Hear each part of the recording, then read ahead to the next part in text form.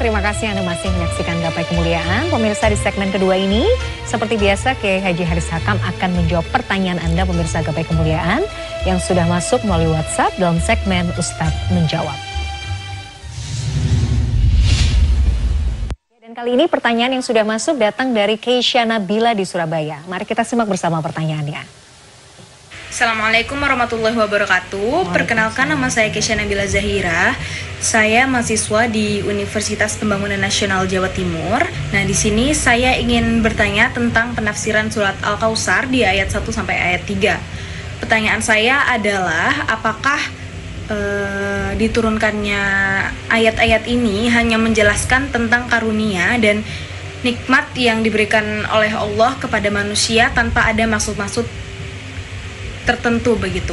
Apakah adakah maksud-maksud lain selain tentang menjelaskan karunia dan nikmat kepada manusia begitu Pak Kiai?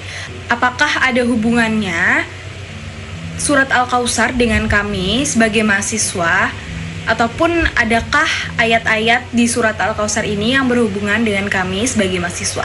Terima kasih sudah berkenan menjawab. Sekian dari saya. Wassalamualaikum warahmatullahi wabarakatuh. Waalaikumsalam warahmatullahi wabarakatuh. Terima kasih Adinda Keisha Nabila di Surabaya sudah mengirimkan pertanyaan. Kita jawab pertanyaan yang pertama dulu Pak Kiai. Iya. Kalau bicara surat Al-Kautsar ini, apakah ini hanya berkisar tentang karunia dan nikmat saja? Ataukah ada dimensi yang lebih dalam? Ataukah mungkin ada pemahaman dari ulama yang lain terkait surat ini Pak Kiai? Iya, baik. Terima kasih ya Adik Kaisa. Tadi yang pertama sudah kita jelaskan dari sisi etimologi dan terminologi tentang Al-Kautsar.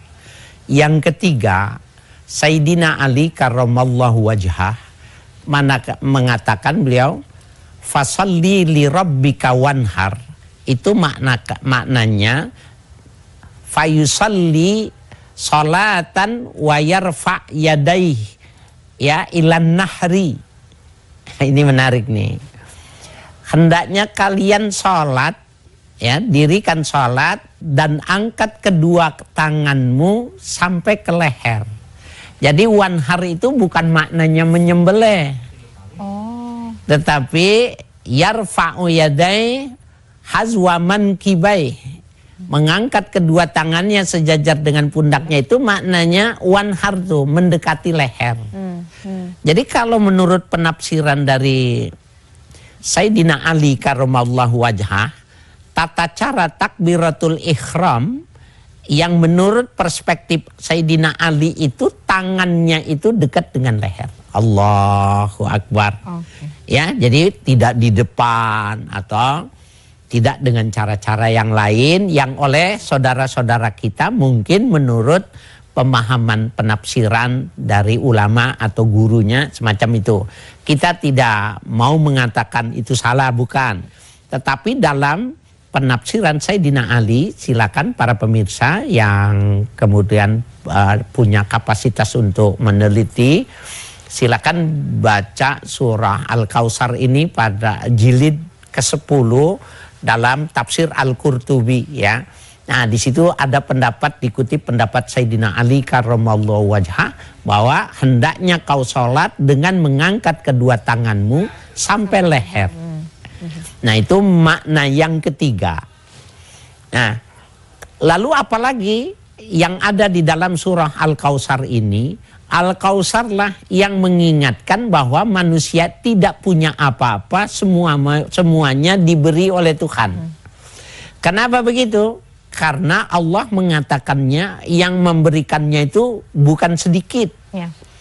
Ya, bukan sedikit tetapi begitu sangat banyak, luar biasa. Apa hubungannya dengan Kaisa sebagai mahasiswi ya atau mahasiswa dimanapun sebagai pelajar? Ya, Al-Kautsar maknanya ya adalah al-aqlal kamil, akal yang sempurna. Jadi kalau mahasiswa itu diberikan akal yang sempurna, yang cerdas. Karena kalau dia tidak cerdas, dia tidak pandai, dia nggak bisa lulus seleksi. Nah, bagaimana fasolli? Apakah maknanya mendirikan bersyukurnya itu dengan solli? Maka solli itu maknanya ad-doa, ya, dia dimaknakan sebagai dua. Dia berdoa maknanya dia bersyukur diberikan karunia akal yang sempurna. Kemudian wanhar, apa aplikasi dari sebuah wanhar dalam pengertian mahasiswa? Wanhar di sini maknanya kalau sudah pinter, sudah jadi sarjana, sudah bekerja, sudah banyak rezeki, jangan lupa untuk berkurban. Kurban yang pertama maknanya kurban di hari raya Idul Adha.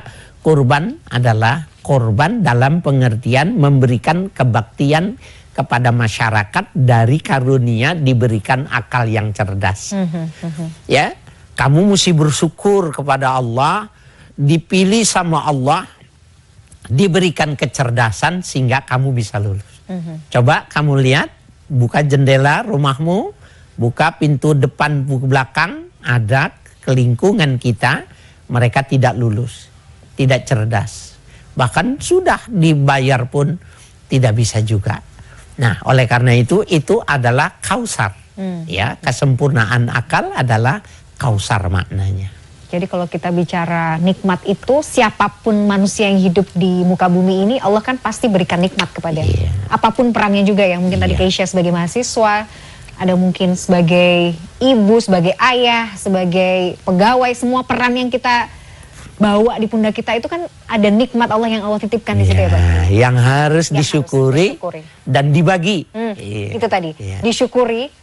Sholat gitu ya kita, dan kemudian dibagi. Manfaatnya dibagi. Iya betul. Masya Allah. Pak Kiai, ini yang juga menarik. Sebenarnya asbabun nuzul dari turunnya surat ini itu apa? Dalam kondisi seperti apa pada saat itu Pak Kiai? Ya, jadi ini kan ayat pertama ya. Iya, yang ketiga kan. Iya. Inna a'tainakal kautsar fasholli li rabbika wanhar inna syani'aka huwal abtar. Sesungguhnya orang-orang yang membencimu itulah yang abtar. Abu Jahal itu tahu bahwa Nabi Muhammad itu punya anak yang namanya Ibrahim. Dari istri Maria Al-Kibti itu. Waktu Ibrahim ini wafat, ada satu riwayat yang wafat itu Abdullah. Anak putra dari Sayyidah Khadijah ya. Abdullah itu wafat. Dia anak pertama, kemudian wafat. Maka orang-orang mengatakan Muhammad abtar. Jadi abtar itu orang yang laisa lahu waladun wala akhun. Orang gak punya anak dan gak punya saudara. Simbol kesendirian. Orang yang tidak punya sanak famili, miskin. Itu maknanya abtar. Maka Abu Jahal ketika dia berkumpul dengan Sonadidul Quraisy, ya para pemberani-pemberani dari bangsa Quraisy menanya, liman tatakallam, kau ngomong sama siapa? Huwal abtar. Muhammad yang abtar itu katanya. Maka turun ayat ya. Surah ini turun menjelaskan inna syani'aka huwal abtar. Ya Muhammad, yang memusuhimu itu Abu Jahal itu dia yang abtar. Dia punya anak biologis. Dia punya anak yang dia lahirkan bersama istrinya. Tetapi dia tidak punya penolong. Seperti halnya orang punya anak yang bisa menolong bapaknya. Itu maknanya abtar. Jadi ini juga semacam surat penghiburan ya buat iya, terbayar cash dengan turunnya abtar ini. Oh, bukan. Jadi dia punya anak tetapi anaknya nggak bisa menolong. Dia punya harta tapi hartanya tidak bisa menolong gitu. Inna syani'aka huwal abtar. Ya. Jadi ketika Rasulullah, mungkin yang namanya manusia ya Pak Kiai kan, namanya baginda Rasulullah kan kehilangan anak, dicaci juga sama musuh Islam gitu ya, dibilang kesendirian, sosok kesendirian, dibilang abtar, itu kan ada rasa kecewa, ada rasa sedih pasti. Kemudian Allah turunkan ini sebagai bentuk obat bahwa sebenarnya yang abtar adalah musuhmu itu. Musuhnya, karena ya waktu itu yang meninggal laki. Dan bagi masyarakat masyarakat Arab ya, itu kan sosok mahkota. Laki-laki mahkota. Jadi ketika meninggal tuh Oh, paham. Jadi itu kemudian dibagi. Iya, jadi ada suasana sosiologi dan psikologi ketika itu semacam itu. Jadi Muhammad siapa yang mau nolong dia, anak aja nggak punya. Wow, luar biasa. Jadi kita bisa belajar banyak ya sebenarnya dari surah yang pendek ini yang sering banget kita. Kalau saya pribadi sering ini kita lafalkan dalam sholat. Paling gampang. Tapi ketika kita paham kemudian asbabun nuzulnya, apa artinya, insya Allah kita bisa meresapi ya. Iya. Tapi kan kita bisa resapi. Bahkan orang yang mengamalkan ini dalam sholat, dia akan mengerti benar setiap kali dia dapat rezeki, maka dia ingat fasalli li rabbika wanhar. Ya, wanhar aitat sodak. Sodakohkan. Masya Allah. Baik. Pak Kiai, menarik pembahasannya. Kita jeda dulu. Pemirsa jangan kemana-mana. Gapai Kemuliaan masih akan kembali saat lagi. Tetaplah bersama kami.